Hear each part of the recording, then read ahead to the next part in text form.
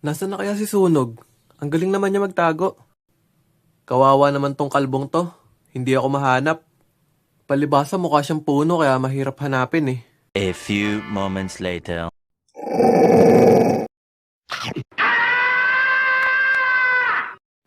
Hi guys, bago ko ituloy ang video na ito, gusto ko lang i-share sa inyo ang bagong laro ng WePlay, ang Hide and Seek.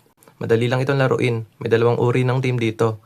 Kapag ikaw ang seeker, hahanapin mo ang mga nagtatagong player at susuntukin mo ang mga bagay na pinaghihinalaan mong player. At meron kang radar para matrace mo ang mga kalaban.